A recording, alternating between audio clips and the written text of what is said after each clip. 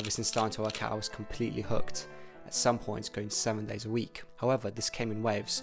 Other times I was literally going 0 times a week. I made some progress ever since starting to work out, but yeah, it wasn't that much, as you can tell. However, let's compare this to one of my friends called Matt. I met him at university and he started to work out just before I did. But the thing about him, he didn't care about the waves of motivation. He understood that sometimes it felt good and he'd work out. Other times he didn't feel so good, he'd still work out. He didn't care how he felt when it came to turning up to the gym. However he felt, he simply just showed up for years on end. See, but the amount of progress he managed to achieve was exponential, especially compared to me. There is a crazy amount of power and consistency which leads to exponential results. Let's say that you simply improve by just 1% every day. So after a year, you would improve by 37 times from where you started. This is something I think all of us struggle with, not just myself, whether it comes to the gym or maybe staying consistent with a certain habit or learning a new skill or whatever else you're doing. At some point, if you're fully motivated, you're crushing it. Let's say with gym and me, like I would go to all my workouts, hit some PRs, and then I would fully track all my diets and be really consistent with that. However, at some points I had 0% consistency. Maybe I got injured so I couldn't fully work out, or maybe I came back home from university where my environment completely shifted, where I wasn't really training as much, maybe I wasn't eating the right food. This caused me to more or less just spiral down, whether let's say I wasn't training, so I was like, you know what, I might as well not eat that well, and at the same point it's like, what's the point of even trying if I'm just not even eating or even not even training? So how about I literally just not train at all?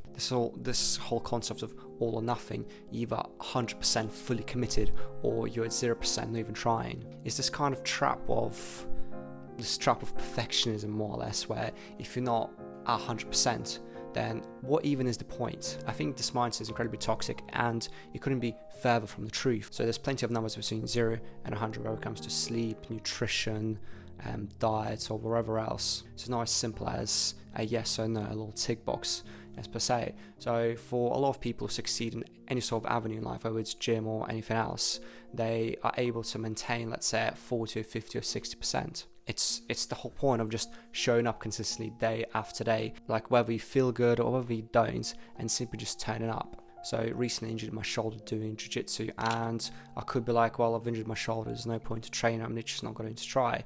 But what I'm doing now, I'm doing exercise what I can. Obviously I'm doing all the physio bits and stuff like that, and I'm just not going 100%. Let's say I'm going 50% of what I normally would, but that's so much better than not trying in the first place and just losing all the fucking results. So here's my main 3 tips when it comes to success and consistency, whether it's gym or anything else. Come back to a point, there's a lot of numbers between 0 and 100. 20% or 30% is so much better than 0. Okay, you have to fully grasp the fact that sometimes you're just not going 100%, but that doesn't mean that you can't go at 20, 30, 40 or wherever else.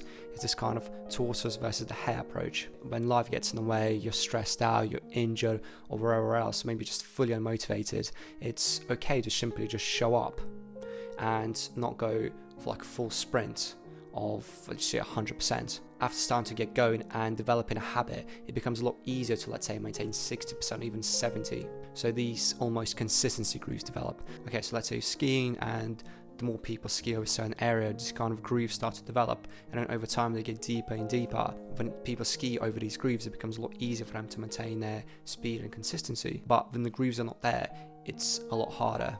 The same can be said when you start in a habit of going to the gym or wherever else you're doing. So after some time, maintaining, let's say, 60 or 70%, it becomes just a lot easier because all these consistency grooves are in place. When you're getting started, even 20% is really good. So let's go back to Atomic Habits, and there's a section where James Clear talks about just establishing a habit. So you can't improve a habit if you don't actually do it in the first place. So at the start, you simply want to develop a habit of actually just turning up and just, let's say, just go to the gym for 5 minutes and that's it. And after the 5 minutes, you can literally just go back home. And over time, let's say after a couple of weeks, you can start to introduce maybe just doing an exercise or 2 exercises or wherever else. And so now you can actually improve on the habit. So coming back to a point that 5 or 20% is good enough at the start. The second point is accountability. Things are just so much easier when you have somebody else to keep you accountable. This comes in many forms. So maybe it's your friend and both of you might go to the gym together, meaning that you kind of have a, more or less say, a contract to show up on time. And if you don't, you feel like a bit of a dick. So yeah, so let's say it's 6 a.m, you feel like, oh, I might have a snooze, I might have a lay-in, but the thing is, like, in 20 minutes you have to be in the gym with your mate. So you're like, well, I can't have to get up. Here you go. So you turn up to the gym. Or maybe you invest in a coach who you literally pay money to for them to more or less just train you. So of course you're going to turn up at the gym on time. Maybe if diet is your issue, whether you're cutting or bulking, you send a screenshot of your macros for them for MyFitnessPal or Chronometer or whatever else, and do that every day to whether your accountability buddy, whether it's your friend or coach or whatever else. So one thing I completely forgot to mention when recording the video is just the obvious importance of nutrition. So you're only working out for like 2 to 8 hours per week, but in reality what you do outside of the gym is also just crazy important. And when it comes to nutrition and meal, the fuel you have to actually sustain and build the muscle is also like crazy important. Like just stating obvious. The little hack, the little trick here is we have about 3 to 5 meals always just intuitively come back to, whether it's some sort of pasta dish or rice or like whatever else. And what you can do, you can just alter those meals slightly to make sure the macros just fit a lot better. In the morning, the oats which I have, I noticed that I have a lot of fat in it and not a crazy amount of protein just by nature, because I was having peanut butter with it and nuts. And so what I did to change that, I would have a little bit less of peanut butter and a few less nuts, but I would add like a scoop of protein powder. This could be the same for like any sort of meal you have, whether you're vegan or wherever else, and maybe adding like an extra protein source, or maybe if you're having rice, add a bit of quinoa, add like a 7 of beans or something like that. Okay, you get the point. And third point, perfectionism.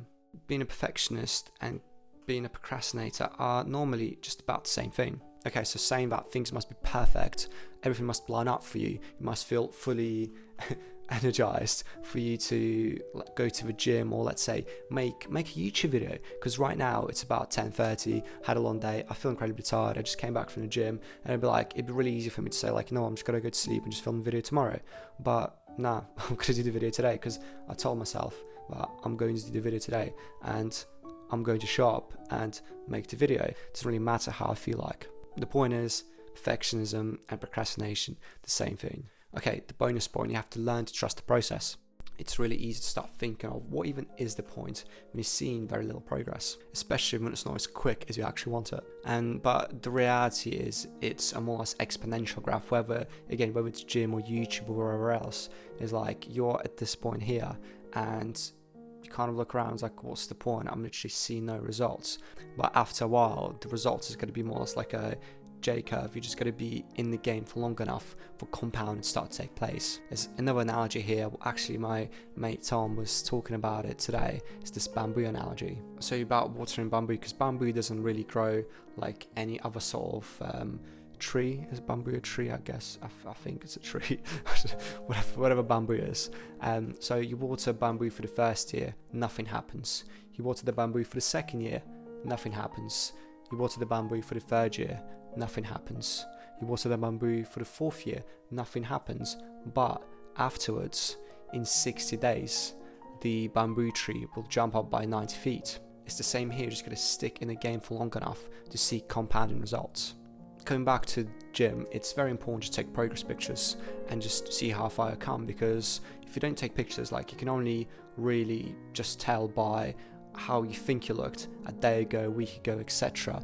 But let's say you got progress pictures from a couple of years ago, you're able to just see the progress from there to where you're at now. Okay guys, thanks so much for watching, and yeah, if you want to watch another video maybe about a guy who wants to live till 200 years old and then all the habits actually implementing, which have a lot to do with consistency and exponential growth and stuff like that, So there's a video right here about Brian Johnson, so you should definitely check it out.